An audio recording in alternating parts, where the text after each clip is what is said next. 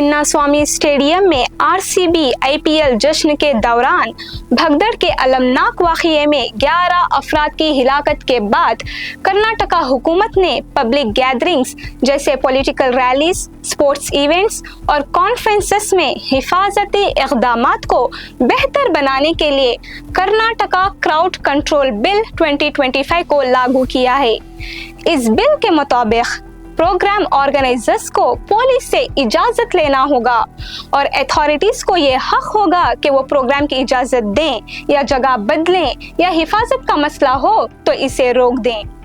कानून तोड़ने वालों के लिए सख्त सजाएं तजवीज़ की गई हैं, जैसे आम लोगों के लिए 3 साल तक कैद या 5,000 रुपये जुर्माना और कमर्शियल प्रोग्राम करने वालों के लिए 3 साल कैद या 5 लाख रुपये तक जुर्माना हो सकता है। अगर प्रोग्राम में किसी को चोट लगे या जान जाए तो ऑर्गेनाइजर्स ही जिम्मेदार होंगे और मुआविजा अदा करना पड़ेगा। अगर वो मुआविजा ना दें तो हुकूमत इनकी जायदाद बेचकर रकम ले सकती है। अदालत सजा सुनाते वक्त मुतासिरीन के जज्बात और तकलीफ को भी मद्देनजर रखेगी।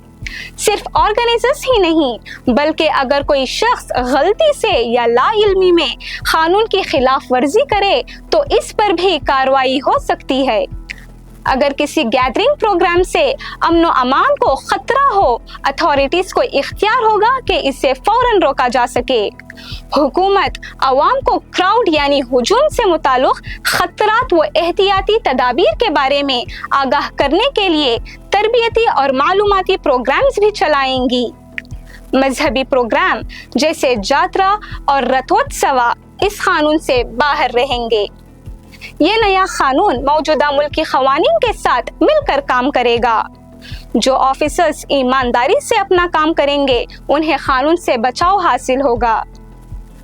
ये बिल जल्द ही कैबिनेट मीटिंग में पेश किया जाएगा।